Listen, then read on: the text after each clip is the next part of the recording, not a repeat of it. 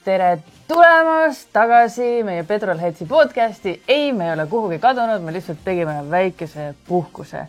Aga me tuleme bängeriga tagasi ja loomulikult täname ka uue hooaja eest oma toredaid toetajaid ja koostööpartnereid Balterit ja Glassdrive'i ning tegelikult ongi paslik siinkohal öelda, et talvehooaeg pole üldse enam kaugel, nii et www.balter.ee minge vaadake omale uued talverehvid välja ja täpselt samamoodi oleks väga hea sinna uue esiklaasiga minna, nii et minge külastage Glassdrive'i. Ja külas seekord on meil siis Eesti tuntuim auto-youtuber Karel Piiroja, kes räägib oma autospordi teekonda ja võib-olla kogu seda teekonda, kuidas ta üldse jõudis drifti maailmasse, nii et vaadake ka.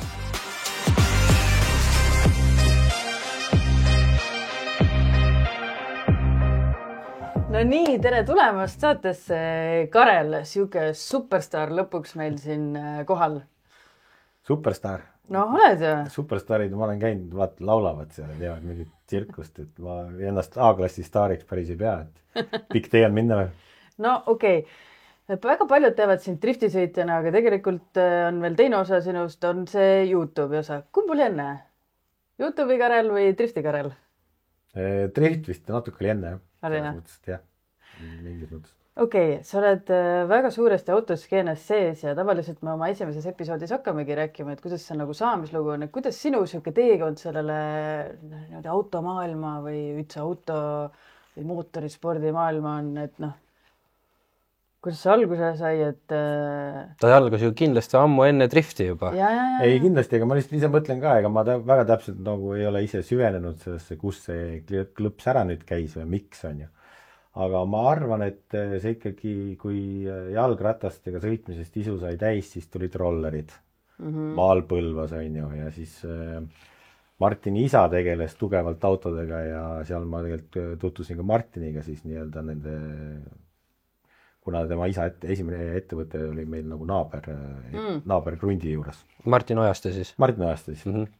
Ja ma arvan, et sealt see kõik see kuidagi lahti läks, et tema isa siis tegelikult tollel ajal tõigi neid autosid maale Saksamaalt ja ühe osana ka rollereid, siis me saime sealt, ma ei tea, kas ma ostsin selle rolleri või töö käigus lunastasin välja või ma ei tea, kuidas need süsteemid tollel ajal olid, aga siis olid rollereid ja kui rolleritest sai välja kasvatud, siis olid autod ja eks sai hängitud seal töökojas ringi ja ma arvan, kuidagi see sealt külge hakkas ja enda isa tegelikult importis ka autosid Soomest, et lapsepõlves mäletan, et isa tuli maale iga kord erineva autoga, et oli see siis Ford Sierra, Mitsubishi Galant või mingisugune Opel, et no lahedad autod ju. Selles mõttes väga ägedad autod on ju, mida siis onuga neid müüdi samamoodi Eestis edasi ja et eks sealt maast madalast ikkagi perekonnast ja sõpradest ja tuttavatest see pihta hakkas. Ja ega sealt edasi oligi koolitee valida siis peale põhikooli, et kas minna ehitusmeheks, kokaks või mis tollel ajal oligi pop-autoremont on ju, 3 valdkonda laias laastus. Et öeldi, et kui midagi teha ei viitsi, siis mine ehitajaks, et noh, selle kipsi panemisega saavad kõik hakkama. Ema juba kokk oli, siis ma ütlesin, et söögi tegemist vast elus vaja ei lähe nii palju, et jäi autoremont siis, et see tundus nagu prestiižne ja võib-olla asjalikum kui siis teised alad. Ja siis ma läksin Tallinna Tööstushariduskeskusesse, alustasin siis autoremondi Luksepanna või seda kooliteed ja see ongi nii huvitav, et tollel ajal olid ju veel katsed sinna kooli pääsemiseks. Sellepärast, et tahtjaid oli nii palju, et ma tean, et vist oligi 90 koha peale vist oli 120-130 tahtjat. Kuidas need katsed välja nägid, kas füüsiliselt pidid seal ratast vahetama aja peale või? Tollel ajal ega see Tööstushariduskeskus oli ka vist ikkagi lapsekingades selles mõttes, et see oli väga huvitav, see oli minust 3-päevane protsess, oli koosnes 3 erinevast etapist ikkagi. Esimene oli vestlus siis vist, kus praagiti need ikka täitsa hullud välja või midagi, ma ei tea, vaata. Ja siis tegelikult oligi mingisugune praktika pool tõesti, kas garaažis oli mingisugused väiksed ülesanded, vaadati nagu, mida sa tead, siis 3. päev oli, see oli nagu põhimõtteliselt ära kasutamine, kooli territooriumi puhastamine. Ja siis vaadati, kes nagu viilib ja kes teeb päriselt tööd, vaata, mingid neid kõnnide ääri või mingeid asju oli vaja seal puhastada ja päriselt see oli üks katseosa tollel ajal. sa oleks pidanud rohkem võib-olla sinna ehitusvaldkonna nagu. Ei, ma mõtlesingi, et kuhu ma tulnud olen, nagu mis asja, mis me hakkame kõnnide ääri puhastama, aga see oli mingi sellist trikiga mingisugune distsipliini värk, eks ole. Võib-olla vaadati jah, et kes nagu on püsiv ja saab tööülesandega hakkama, kui neid võtakse. Ja oligi tegelikult alustas 3 klassi vist või oli 2 klassi, ma ei mäleta, jõle palju inimesi oli, ma mäletan ikkagi. Ja see ongi nii naljakas, et lõpetas siis 12 inimest 90 või 60. Vau, okei. Ja mina ei olnud lõpetajate seas. Okay. Pean ka siin tunnistama, et minul jäi see teekond pooleli, sellepärast, et tollel ajal tegelikult oli mehaanikute põud, heade mehaanikute põud oli metsik ja pakuti ikkagi meeletult palganumbreid, kui sa suutsid midagigi teha. Ja siis põhimõtteliselt oligi, et kooli kõrvalt mingil teisel kursusel sai mindud praktikale, nähti, et mehel on oskuseid asju ja võeti põhimõtteliselt jõuga tööle.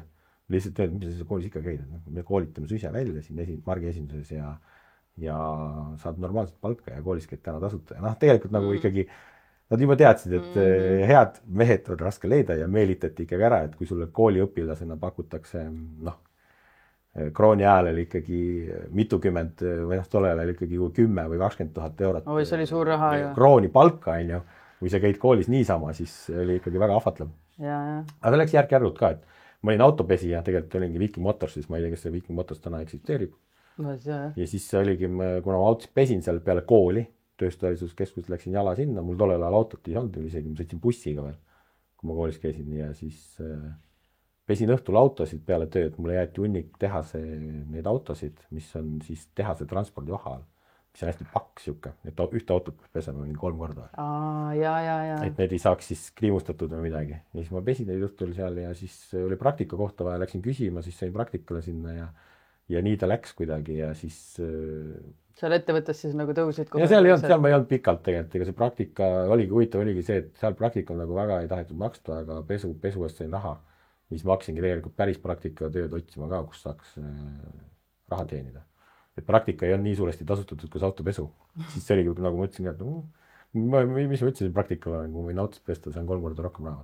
Ja siis oli mingi treffipunktid ja asjad ja siis edasi oli Force, siis, mis sai väga pikalt koduks 14 aastaks. Ja seal tutvusid sa ka siis nagu võidusõidumaailmaga? Ja sealt läks jah. Siis oligi jah, et ma olin Refi töökodades 2 hooaega, sellepärast, et Refi töökodades hooajal oli ka väga magusad palgad. Siis ma ostsin mu esimese auto, Renault 25. Renault 25. Oota, milline see veel on? See oli Renault kunagine lipulaev, siuke väga luksuslik sedaan. Okei, ma pärast. Väga huvitav valik. Onul oli 2 tükki olnud siukseid, siis nagu tundus nagu väga hea auto, et sa istud nagu tugitoolist sõidad sellega, et siuke täna ma olen proovinud otsida neid, ega neid ei leiagi enam. Kõik mädanenud maha juba. Jah. No võib-olla kuskilgi sealt Hollandist või Belgiast või kuskilgi sealt leiab neid. Ja siis oligi jah, siis oli esimene auto ja siis läbi tutvuste kuidagi sai Force'i jah, et tule siis proovi seal ja sealt ma siis olin ka samamoodi õpipoisist pihta ja nähti potentsiaali ja sealt hakkas vaikselt minema ja siis Raimo Kulli tegeles seal nii-öelda võidusõiduga ringraja maailmas. Siis ma põhimõtteliselt surusin ennast sinna meeskonda kuidagi, palusin, et võtku mind vastu ja õpetage ja tehke ja noore poisina siis võeti jälle sinna praktikale. Iga kord, kus ma alustasin, ma pidin nullist alustama. Ja samas nagu sama ettevõtte sees põhimõtteliselt. Jah, põhimõtteliselt. Raimo tegeles seal ju müügi või ta oli lao kuidagi mingisugune. Ostujuht või midagi oli minu arust mingi hetk. Laos tegelikult vist varuosade väljastaja mehaanikutele või kuidagi otsis neid mehaanikutele. Me otsene, me iga päev suhtlesime, me kontakt oli nagu iga päev. Nii-öelda töökoja vaheladu, et kui varuosased oli vaja, siis nemad otsisid neid mehaanikutele välja, et seal oli 2 meest. Teine mees oligi Tanel Nõmm siis. Ja jah, sealt tutvusin nii-öelda enda pikaaegsete sõprade ja tuttavatega.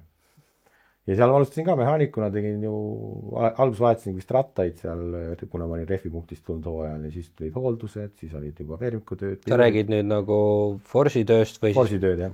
Autospordi tööst juba? Ei, see oli Force'is veel, selles mõttes ma olin ikkagi paar aastat olin Force'is, et ma kohe sinna mehaanikuks, sinna võidusõidutiimi ei võetud.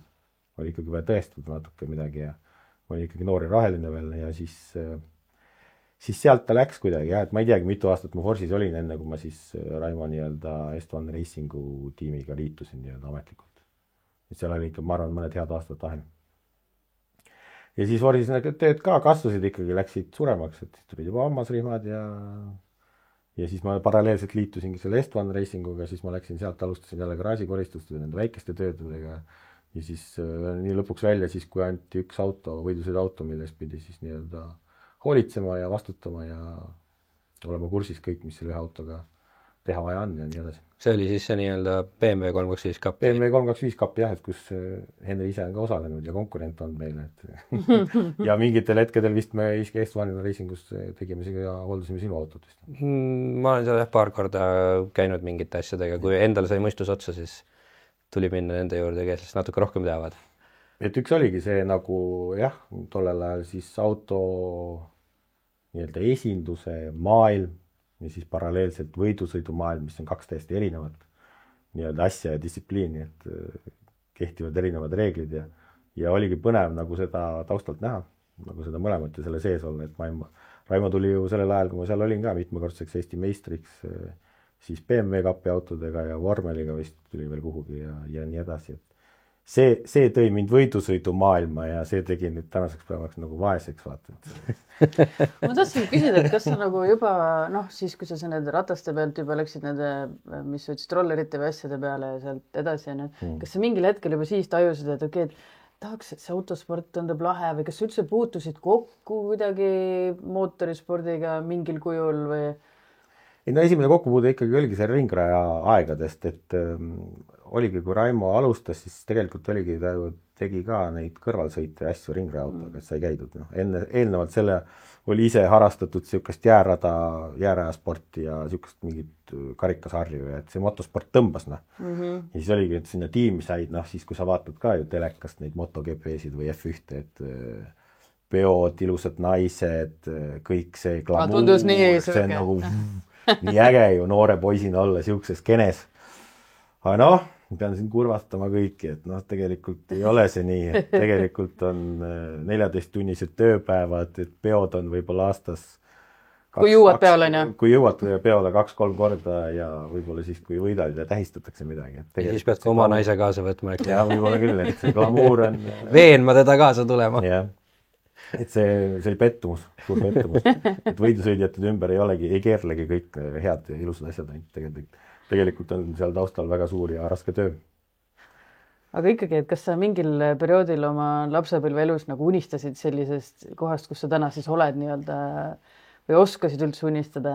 Pigem mitte, tollel ajal veel mitte. Et siis tekkisidki, oligi see, et tahaks ka sõita, siis ma nägin seda ringraja maailma, see tundus juba tollel ajal kallis. Kus ma võtan selle auto, ehitan. Sa nägid ju neid kulusid, kõik rehve, palju läheb klotse, kütust, kõik see infra, kõik see meeskond, mis on vaja tekitada, et sõita kõrgel tasemel. Kui sa võtad ise selle teadmise vastu, et ma olen hobisõitja ja sõidan seal lõpus või keskel kuskil, et ma võib-olla kunagi võidan, siis see ongi nagu, siis sa teadlik valik, on ju. Aga kui sa tahad tipus olla esikolmikus, eriti ringrajas, siis see on väga oluline. Nii et selles mõttes, kui sina ma nägin, et see, ma ei saa sellega hakkama kuidagi moodi. Ühesõnaga, et sinu mentaliteet on siis kogu aeg olnud see, et kui sa tuled, siis sa tuled nagu täie rauaga, et seal mingid... Kui ma ikkagi alustasin driftiga, siis ma teadsin teadlikult, et ilmselt ma ei pretendeeri sinna esikolmikusse, aga ma teen nii hästi seda, kui ma saan ja ma vaatan, kui kaugele ma jõuan ja kui kaugele see esiots jääb. Et kas seda on võimalik täna püüda või ei ole.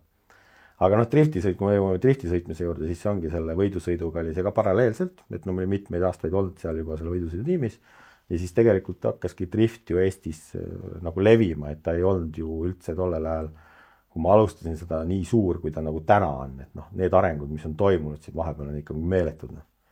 Aga kas sa hakkasid kohe drifti sõitma või oli enne mingit drag või midagi? Mingit dragi asja tegin ka vist, jah. Ma nagu mäletaks, jah. Mingisuguseid oli võistlusi, aga seal vist mingisuguseid otsuseid tulemusi ei olnud. See tundus ka, et kui ringrada tundus äge, et sa jääd 1000 sekundit taga ja kallis, siis drag oli see minu jaoks oli natuke igav, et sa sõidad otse, et seal oli samamoodi, et tegelikult nagu, ma tean, et paljud inimesed saavad pahaseks, mis oskus seal nagu on, vaata, et otse sõita. Jah, täna ma arvan, et on siukse alla 9 sekundi autoga, sul peavad teadmised oskused olema, aga ma ütlen, kui ma võtan siukse mingi tänava kiire S4-3, et kas ma nüüd selle käiguvahetusele saan pihta või saa tollel ajal, pigem see oskus on ju, ja siis võtta seda reaktsiooni aega, on ju. ja täna on ju see, et sa võid võtta ju mis iganes Audi RS-i märgiga variandi, on ju, käia sellega kas Villeri juurest või Sammi juurest või kuskilt läbi ja siis ta on sul 10 sekundi auto, eks ole. ja automaat on ju. Just, ja sa sõidad selle sama autoga pärast sealt koju ja siis tood lapsed lasteaiast ära veel. Sekundi auto on ju. Just, nagu päris hull on ju. et sõiduoskus läheb, nagu sa ütlesid, vaja ilmselt 9 ja alla poole ikka. Ja siis on juba palju vaja. Ja, et see nagu, ta ei olnud kuidagi nii köites alaga, lihtsalt mul oli nagu mingi kinnis idee, et mul on mingisugust karikaid vaja. Ma kunagi, kui ma tulen natuke tagasi, kui ma üldse motospordiga alustasin, siis see Audi S4 ostetud, mis on see legendaarne ja kuulus on ju. See on tänase päevani alles, see on kõige pikemalt omatud auto mul vist üldse. Ja kui ma keegi pole nii rumal, et seda ära osta. Seda on tahetud osta ära siin erinevatel aegadel, erinevate hindadega, võib-olla oleks pidanud selle diili kunagi ära tegema.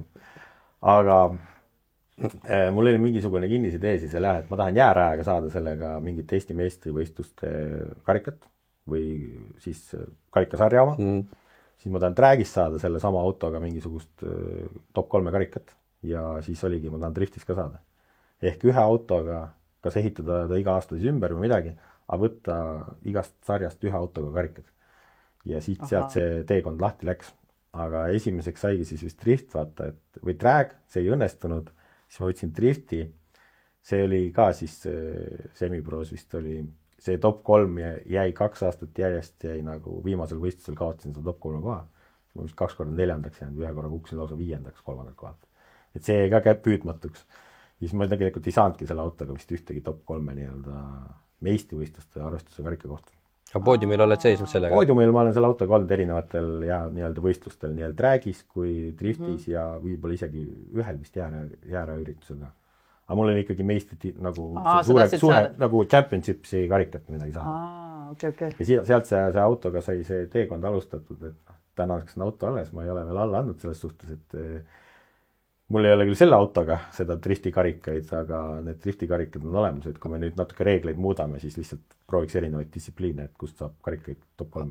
Aga kust ikkagi selline valik, nagu miks just see Audi, et no ütleme nii, päris aus olla, siis ükskõik millise BMW valikuga oleks ju see oluliselt lihtsam olnud saavutada. Jaa, ma ei tea, ma ei ole seda BMW usku kunagi olnud ja eks nüüd läbi aegade ma olen siin nendele naljaga teinud ja siis pooled peavad, et ma vihkan seda automarki, aga tegelikult ma ei vihka seda, lihtsalt ma ei ole võib-olla nii suur BMW fänn, kui ma olen Audi ja VAG-grupi autode fänn.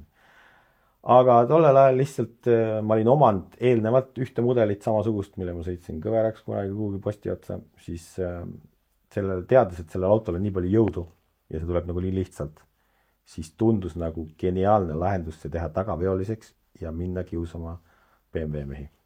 See oli nagu ultimate goal ja kuna ta tundus ikkagi nii eriline tollel ajal ja suhteliselt nagu ikkagi siuke veel kallis auto oli ta siis et seda teha ja ma isegi guugeldasin maailmas keegi mõelnud seda teha, siis see tundus nagu geniaalne, millegi silma jääda ja nagu teha midagi teistsugust. Et see oli see Audi valik ja kui raske seda siis oli teha selliseks tagaveoliseks, mis nagu ka toimiks? Tagaveoliseks teha oli lihtne, sellepärast et oli vaja kinni keevitada tagatihver ja võtta eest ära veopillid ja siis käiguga siis ees kinni keevitada torson, mis käib ka sealt väga lihtsalt ära. Ehk siis kus 2 asja ja siis ta oligi tegelikult tagaveoline. Aga see, et driftima panna veel? Driftimiseks on siis käsipidur ja siis muidugi see ahilluse kannaks selle autol sai see, et see ei keera. 4-vajalised autod ei keera. Isegi kui sa need veopõllid sealt ära võtad ja siis sai modifikatsioone tehtud igasuguseid, et teda päris hästi keerama, tänaseks päevaks öeldud või nagu sai, aga tollel ajal, kui vaja oli, siis nagu head lahendust ei olnud. No mis te tegite seal siis sellega? Ise mõtlesite mingid õõtsad välja, tegite nullist või keevitasite pikemaks neid ja me tegime tollel ajal, alguses me originaale õõtsasid lihvisime nii palju maha, kui saaks, et ma tean, et ülemise õõtsa sisse tuli, teise sisse tuli siuke kaar veel teha, et saaks maksloki, aga Audil on roolilätt üleval ja ta on suhteliselt kehva koha peal, et mis juhtum hakkas, et ratas jäi kinni lokki. Ehk oli vaja roolilätti liigutada, siis me tegime seda ja siis oli see pick-up pointi oli vaja liigutada seal käänmiku küljes, siis olid originaalkäänmikud, kus oli puuritud auk läbi ja tehtud sinna ise mingisugused sarniirid ja asjad ja nagu selle protsessi käigus ei olnud nagu viskad kulbinurka, et ma ei viitsi, tundub liiga. Ei ole, see tundus nii põnev vaata ja sai ehitada, et täna ilmselgelt ma seda ei teeks enam. aga siis tundus kuidagi äge ja tegelikult oli Harri Veltverks ju ka siis alustas ka mingit driftikarjääri vist tollel ajal ja ta töötas Wicewebis ja siis tal oli seal ligipääs inseneeridele ja kõikidele ja temaga seal kuskilgi Muuga garaažis või kuskilgi Maardus või midagi või keevitati esimene prototüüp sinna Audi alla õõtsad siis tõesti üles ja alla, mis olid nagu Wicewebi stiilis, aga originaalkäändikke kasutasime. Ja need samad õõtsad on seal auto all siiamaani ja ma sõidan nendega, et üks õõts on kõveraks sõidetud, aga see on ära taastatud ja eks ta töötab nagu semi hästi, aga ilmselt ei ole võrreldav tänase Wicewebiga. Aga millega ta sarnane võiks nagu olla sõita? Kas on mingi auto, mida sa oled proovinud, mis on nii-öelda nagu Wicewebitav auto nii-öelda? Et on ta millegiga nagu kuidagi... Ma ei raske öelda, millega ta sarnane on. Võib-olla see enda skill aastatega ka kasvab. Aga ma arvan, et Audi pealt on tulnud see tänaseks päev, kui me väga ette ruttame, siis on Nissaniga ma alustasin sõitmist, siis ma sõitsin seda, ma ei saanud neid sillaseadeid paika nii, mis oli recommended nii-öelda Wicewebi poolt. Mulle ei meeldinud selle, ma tulin Audi pealt. Ja siis me avastasime lõpuks selle, et tagurpidi Akkermann, mida keegi ei kasuta. Et see töötas nagu minu puhul hästi, et sa said auto visata nagu suure kiiruse ja nurgaga kurvi ja siis said teda driftida. Ja siis pärast nüüd tagantjärgi me teame, et see ongi Audist tulnud, see Akkermann oli seal valesti ja tegelikult kui omal ajal keegi Audiga proovis sõita, siis ütlesid, et sellega ei olegi võimalik sõita, et see ei kuule üldse sõna. Ja siis see kandus nagu edasi, et tegelikult ongi see valepidi Akkermann on siis minuga kaasas käinud nii-öelda tänase päevani, et Nissan sõidab ka niimoodi, kuigi nüüd siis tegelikult, et sõita suurest võistlusest, ma pean ümber harjuma. Et see Akkermanni värk on seal siuke huvitav. Okay. Kes sellest ei tea, siis guugeldage, aga siis te ei saa ka aru. No see on see, et välimine ja sisemine ratas keeravad kumb rohkem, eks ole. Et sina siis sõidad niimoodi, et sul keerab välimine ratas siis vähem, eks ole, kui sisemine. Ta lohistab järgi seda ja pärast on auto aeglasem. Jah, et nagu teistel tavaliselt pannakse keerama paralleeli või natuke rohkem. Jah, just. See on nagu huvitav jah, et täna teeks teistmoodi kõik asju. Aga täna on Wicewebi oli ka nagu selles mõttes seibid olemas, et sa saad reguleerida, kas on null või positiivne ja negatiivne, mis on nagu päris huvitav. Ja kui maailmas on inimesi veel, kellel meeldib nagu tagurpidi asju teha, seal ma nii eriline ei ole. Nii et see auto ei ole siis mitte millegiga sarnane. Tõenäoliselt kui annaksid selle Audi praegu oma kõige paremas nii-öelda konditsioonis ka kellegi teise kätte sõita, siis ta ikka väga peab mõtlema, kuidas sellega hakkama saada. Ta on driftitav, aga võib-olla ta ei ole nagu nii harjuspärane võib-olla kui BMW või päris nagu tagaveelne auto. Et inimesed on tegelikult sellega sõitnud ja on hakkama saadud, et midagi nagu väga katki ei ole, aga ta on ikkagi käitud natuke teistmoodi. Harjumatu. Aga nüüd üks hetk sa ikkagi said aru, et tuleb nagu progress teha ja ehitasid omale uue auto ja?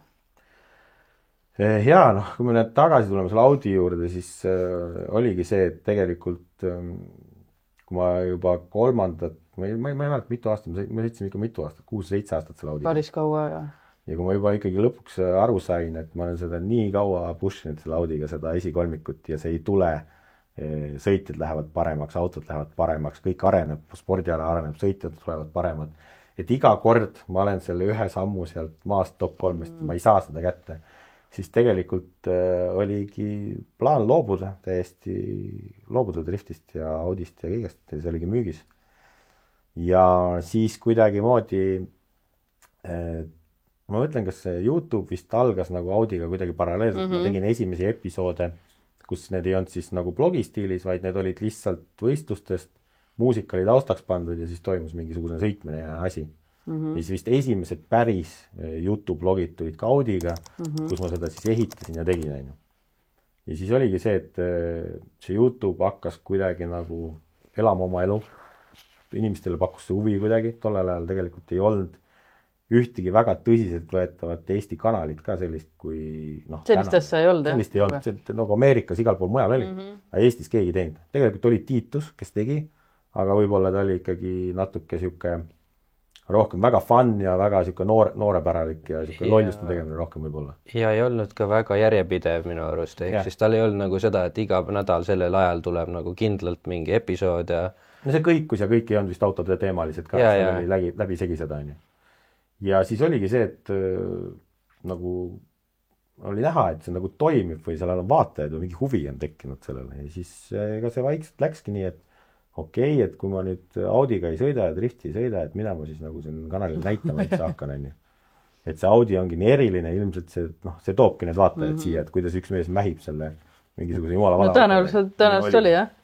Ja siis saigi see vist YouTube'i karjääri tegemise otsus ka vastu võetud, et okei, et kui see nagu niimoodi nagu täna juba töötab, et kui nüüd anda selle, teha seda nagu läbimõeldud professionaalselt, et ongi teha graafik, inimesed teavad, mille videosid oodata ja et rahastus on vaja leida, see oli ju põhiline, et palgatööga, enda tööga ei jõua ju seda drifti sõita, et noh, alustada võid, on ju kõik, aga ikkagi väga raske need sponsorid kuskilt leida. Tasemelt nagu enam ei saa. No ei saa, jah.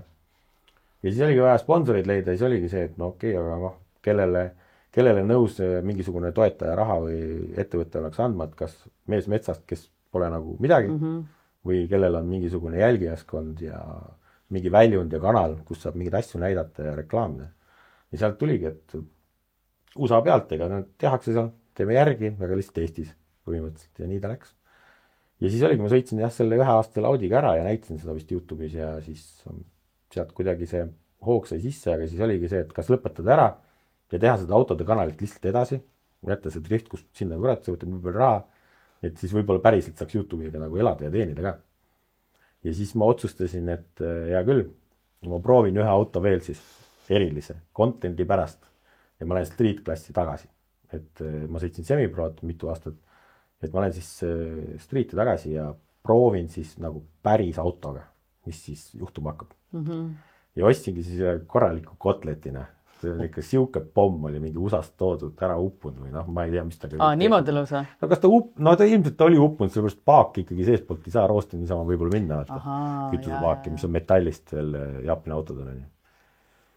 Siis ma sealt lähedalt ostsime ja need läbirääkimised käisid selle auto üle ka ikkagi väga pikalt ja kui ma selle auto hinna täna ütlen teile, siis ta naerati, et 2 käega jookseks ja ei tingiks. 2500? Midagi taolist. Ütle, vaatajatele, mis oli Nissan 350Z, siis esimene generatsioon 2003 aasta VQ35T mootoriga. Ehk põhimõtteliselt esimene, mida seda Nissanit tootma hakati. Aga see põhimõtteliselt oli süüda sisse ja sõida või? Ja ta oli sõitev auto, ta oli USAst toodud, ta ei olnud Eesti registris ja see oli veel niimoodi, et ta oli seal Force'i lähedal müüdi keegi garaaž, keegi, kes tegeleb USA autodega. Ja ma sain tõstuka veel üle vaadata tegelikult. No. Ja siis mul oli seal niisugused asjad, mis mulle ei meeldi, et ta oli juba tollel ajal, oli hetkel, et ta ei ole tänavale see auto, no 90% ei jõua. Noh, oligi, kas ta läheb ringraja autoks kellegile või siis driftitoorik või midagi niisugust, et nagu taastamiseks oleks seal on nagu liiga palju vaeva ja aega. Ja siis hinna läbirääkimised põhimõtteliselt käisid veel 100 euro pärast. Oleks see diil katki jäänud. Me omanikuga seal ikkagi jagasime need maid, et ta oli juba valmis selle varuosadeks tõmbama ja müüma legoks vaata. Ja siis siis ma ütlesin, et ta on nagu nii raibe, et ma ei ole nagu niisugust hinda nõus maksma. Aga tollel ajal olidki need turuhinnad olid seal 3000 ja 3500 euro ringis ja siis ta tahtiski see, et 3500 oleks saanud nagu sõitva Eesti registris auto on ju, ja ta tahtis sama hinda saada. Ma ütlesin, kui me registrisse võtma siin nagu nii palju tööd ja kõike, et kui ma olen nagu niisuguse hinnaga nõus. Ta oligi seal mingi 2800, 2500, ma ei mäleta täpselt. Ostupüügilepingud üles otsima, aga nii ta oli ja siis sealt saigi see karjäär alguse uuesti, et seal oli palju tööd selle autoga, enne kui see hakkas nagu sõitma. Palju sa seal siis ära tegid, Seal oli, kõik oli läbi lihtsalt või? No ja seal olid sarniirid, loksusid, õtsaboksid olid läbi, kenekas või tähendab roolivõime pump lekkis, seal oli mingi esiotsa paugu saanud kunagi niimoodi, et see võll oli korpusse augu teinud, siis neid pumpasid ja leidnud siin Eestis mingi mõistliku rahaga, liimisin selle kinni ja seal õlilekked olid ja siis ta ei käinud ja seal olid need Nissani mingisugused tüüphead juhtmete asjadega ja siis kui me ta ükskord käima saime, siis me käisime Tabasalus proovimas vaata nii-öelda, et tal ei olnud isegi kässelt, mis auto töötas. Stock Nissan 350Z vihmaga. Ja ta sõits üllatavalt hästi, nagu keegi oleks kulbiga seda drifti skilli andnud juurde, vaata, kui sa tuled ikkagi siukse prügi vundamendi pealt võib-olla. Ja ta sõits üllatavalt hästi, seal oli see mingisuguse tehase LSD, mis tuli vahepeal küll gaasi lahti, siis oli 1 ratta vedu, on ju. Aga tundus, et outside the box nagu jumal hästi sõidab. Ja siis oligi, sai kinni geenitatud differ, hüdrokäsipidur ja ega rohkem ei saadki tehtud ja teine proovimine oli juba Rapla Kardjal, kus oli nagu väga, väga nauditav sõita niisuguse stokkautoga. Ja siis sealt sai vaadatud küll, et ohoo, kuule, et siit võib isegi nagu tulla, et see toorik on nagu nii potentsiaali on nii palju, on ju. Ja siis sealt Raplast tulid kütusesurve probleemid välja, et tal ei olnud jõudugi. Siis me avastasin, et paak oli kroostes sodi täis, et ma et sellest leiab vist YouTube'is kuskil mingit klippe ka. Ja siis, kui see kütusesüsteem sai korda, siis tuli autol nagu maagiliselt palju jõudu ka järsku juurde või tagasi. Siis. Palju tal on mingi 300 tuuris vist? 206 kilovatti, mis see teeb? 290 hobujõuda. Jah, näpituna ja sealt tuli 320 hobujõuda vist midagi. Ja siis oligi veel mingisugused testid ja see esimene võistlus sai Riias tehtud, kus ma ei tea, kas ma tulin kohe esikolmikusse kuhugi. Niimoodi, et väga hull oli see jah. Ja läksin sõitma, siis Lätis on ka, et nagu, mis juhtus või mis toimub. Ma ei ole kunagi sind niimoodi sõitmas näinud. Ja ka auto nagu platvorm oli väga hea. Ja tavaliselt Lätis on konkurents ka suur, nii et selles mõttes pigem väga hea tulemus. Ja... Ei, seal nagu läks väga hästi, aga kas ma olin esikolmikus või mitte, aga ma tean, et see top 4 lähedal oli küll, et seal oli 3-2 sõitjat. Ja... Eesti esikolmikus võisid küll olla siis ju. Jah, et nagu seal on ju see, et pannakse Eesti ja Läti kokku ja siis on see, et tuled näiteks 5. üldvõistluses, aga siis võidad Eesti arvestuse tänu sellele, eks ole, et noh, midagi, see kõlab täitsa igati loogiliselt. No aga ikkagi. Et ei, muidugi eestlastest nagu parimat hulgas. Ja siis oligi see, kuna vaata, kui ma olin alustanud Audiga, siis oligi see Nissan oli ka eriline. Kellelgi ei olnud seda, tollel ajal oli jälle vau, vaata mingi vend tuleb jälle võtab kalli auto, noh. Eriti. Ta nagu tollel ajal kallis oli ju streeti ka veel. Eriti veel, jah. Ja siis läkski nagu hästi ja tegelikult ma sõitsin ju kõik etapid kaasa ja kõige suurem vastane tollel ajal oli Ragnar Viinapuu mulle. Ja siis ma napilt kaotasin talle vist meistri või karikasarja stiilis. Karikasarja kaotasin mõne punktiga vist ainult viimasel võistlusel, et me terve hooaeg vahetasime seal topis kohti. Ja minu arust mul oli mitu seda striidi, ongi, poodiumid oli päris palju selle striidi autoga minust. Ja siis oligi see üks aasta ära tehtud, siis ta tundus, et kuule, nüüd nagu semiprot proovida, sama auto oleks päris põnev. Et nagu, kui Audile pidi ise põlve otsas kõik nikerdama ja ehitama ja mõtlema, siis Nissanile on lihtsalt vajuta nuppe, kõik kitid drifti mõistes, kõik väljed, bodigid, nii palju aftermarket tükke ja võimalusi, et elu tundus nagu lillna. Nojah, ta on nagu, seal on ilmselt rohkem kasutatud auto selleks alaks kui Audi on ju. Et selles mõttes, aga okei, selles mõttes, et sa nüüd said mingi põhja sellega selle alla, aga kas sa siis selle sama auto ehitasid omale selleks täna siis nii-öelda pro-klassi mõistes autoks? Ei ole sama auto. On ju? Ei ole sama auto, jah. Sellega juhtus niimoodi, et kui ma seda karikasarja sõitsime, siis nii uskumatu, kui see ei ole, Facebooki marketplace'i tuli müüki Jaapanist toodud põhimõtteliselt valepoolse rooliga veerev kere, mille läbisõit oli vist 30 või kuni 70 000 miili. No väga vähe, kilomeetrid on ikkagi see. Ja ma ütlen, kui ma ütlen selle hinna ka, siis te jälle ei usu, see maksis alla 1000 euro maksis Rolling Chassis. Wow, okay. Ma nägin marketplace'is ja ma ostsin ta lihtsalt garaaži nurka seisma. Ei no selle raha eest tasub kere osta lihtsalt. Aga lihtsalt nagu, tal oli mootor maha võetud, ta oli Rolling Chassis. Ta oli nagu komplektne auto, valepoolse rooliga, sillad olid all, kõik täis stokk. Midagi. Ja avariiline ka ühest nurgast eest natuke, aga lansekas oli selge. Aga kapotti ei olnud. Ideaalne toorik. Ideaalne toorik ja siis ma täiegi nagu selle mõttega, et ma ostin ta varuosadeks sellepärast, et Nissan jupp on nii raske saada, kui ma drifti sõidan, ja mul on need käänmikud, asjad on keeruline leida, et Rolling Chassis, ma saan sealt originaaltükke vaata striikklassi jaoks. See tuli poole hooaja pealt ja sinna seisma. Nurka lihtsalt, garaaži nurka auto. Ja siis oligi see, et hooaeg sai läbi ja siis oligi see, et ehitaks siis semipro nii-öelda auto. Siis on nagu puurid ja asjad kõik. Aga oligi, et siin oli see, et kummast ehitada ja kui me hakkasime seda orantsi vaatama, siis see kere oli väsinud ikkagi ja kui me hakkasime seal laepolstrid ja asju ära võtma, mis striidis on kohustuslik, aga pärast me mingi hetk me mõtlesime, et me teeme ikkagi selle auto vist, selle orantsi esimese. Ja kui me laepolstrid ära võtsime, siis me saime aru, et see auto on üle katuse käinud ja siin on katus keevitatud suhteliselt robustselt ja nii edasi, et sealt tuli siis nii-öelda veel üllatus välja selle autoga. Ja siis oligi see, et aga seal on üks kere vaata, et davai, teeme siis selle vaata ümber. Ja sealt see pall hakkas veerema ja läksid asjad lappesse. Nagu enne ei oleks olla, jah, ei no siis oligi see content'i värk ka, et eriline auto läks hästi, kuidagi tekkis mingisugune, ma ei tea, kas esimesed mingisugused tõsisemalt võetavad sponsorid vist tekkisid ka juba peale neid striidivõistlusi, et tulla tagasi, noh, sai räägitud, et me tuleme tagasi Semi-Prosse ja hakkame seal lammutama vaata uue autoga. Siis saigi see autode ehitus ette võetud ja tegelikult oligi, YouTube oli ju selleks ajaks kasvanud juba päris suureks, see kanal, ja tegelikult me kasutasime seda fännibaasi ka ääres. Ja siis minu arust oligi see Semi-Pro auto ehitamisega oligi see kapoti kampaania ka, mis on siis kuulsust siin kogunud Eestis ja legendaarne olnud, et kus inimene sai osta oma nime auto kapoti peale siis 1 euro eest.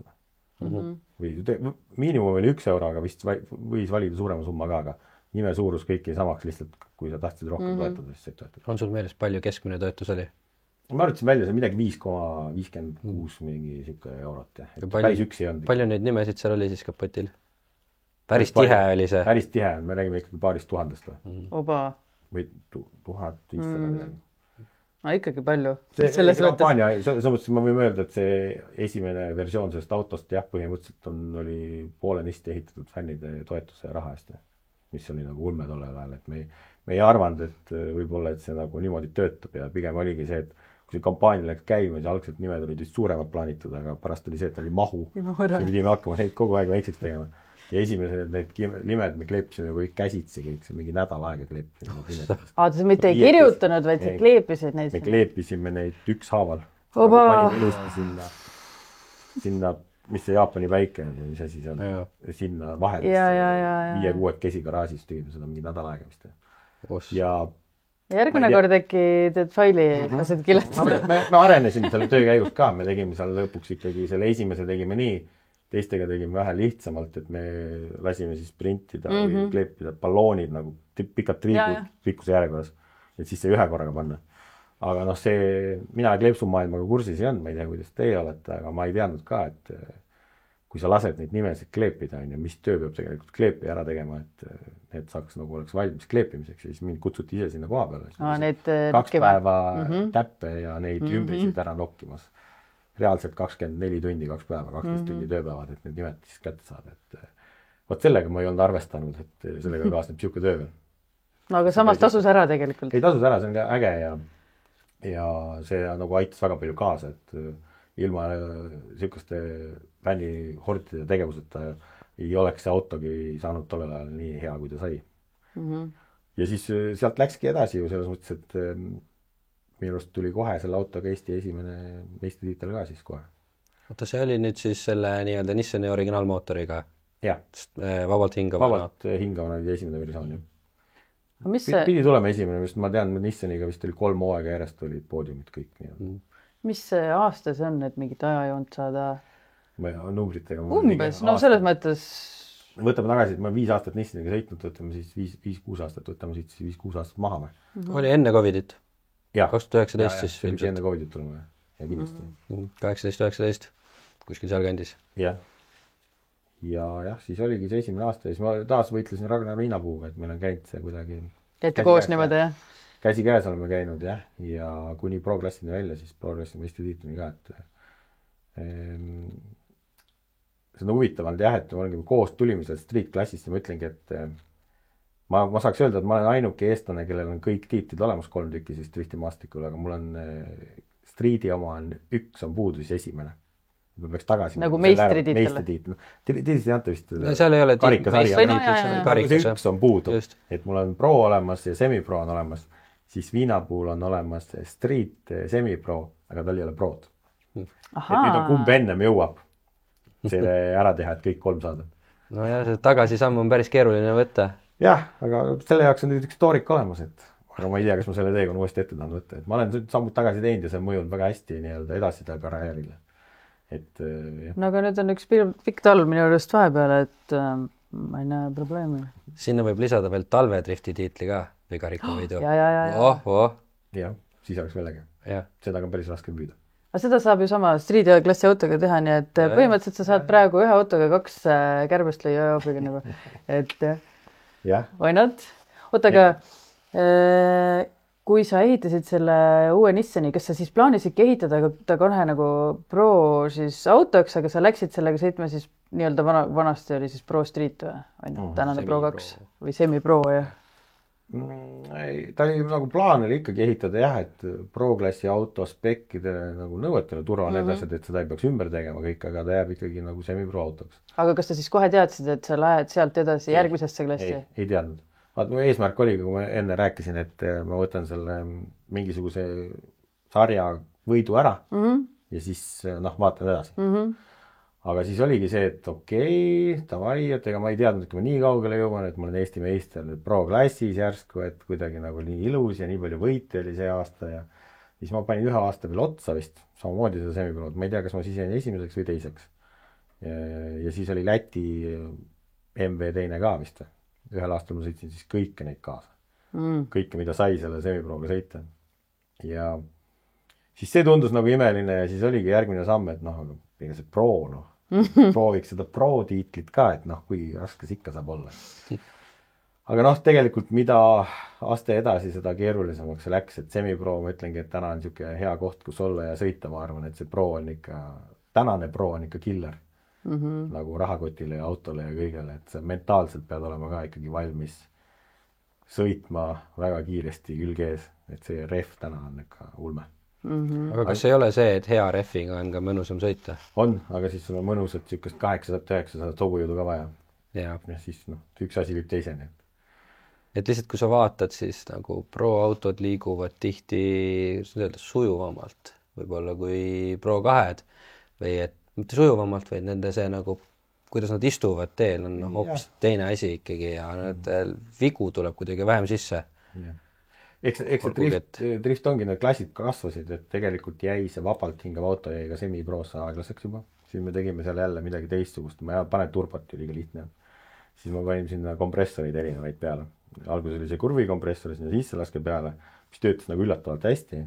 Ja siis ma arvasin, et teeme järgmine aasta veel upgrade'i, kui ma Pro-klassi läksin, siis panime selle tigu kompressori või see nagu turbomoodi kompressori. See lendas mitu korda õhku meil ja ilmselt me ajasime ikkagi pöördeid ka natuke liiga palju sellest kompressorist välja, et ta ei olnud selle jaoks mõeldud.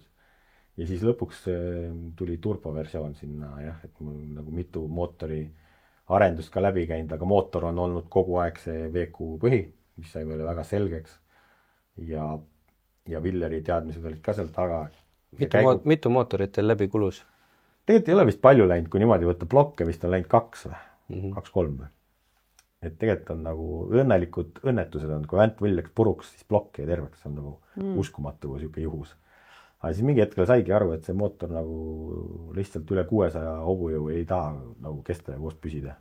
Turbomootorina sai sellest aru ja tegelikult oli käigukast ja tagasild olid mingi ajani ka originaalid ja see tagasild on tänasel Pro-autol ka originaal, mis on nagu naljakas mõelda.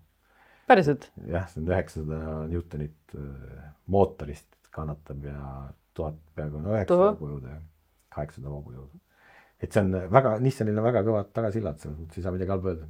See on tõesti, jah. No iseenesest nende seda käigukasti ka, mis on CD009, seda kiidetakse. Seda kiidetakse ka. Lülitab hästi. Ja swapitakse igale poole 6-käiguline ja kestab, siuke 1000 Newtonit on rahulikult, kui nagu talle sellest väga see kõvat pauku vähe on. Nagu kutsutakse screenshotiks, eks ole.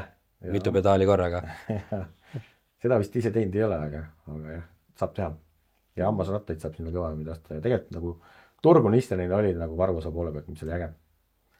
Ja siis see Pro-klassi meister sai ka tiitel ära võetud ja siis sõitsin 1 aasta veel ja teiseks vist ja siis aga nüüd on seal ju midagi muud peal mootorina. Siis tuligi jah, me jõuame vist päris tänapäeva välja juba. Aga sellest tänapäevast ma tahaks rääkida nüüd teises osas. Jaa, ilmselt on mõistlik.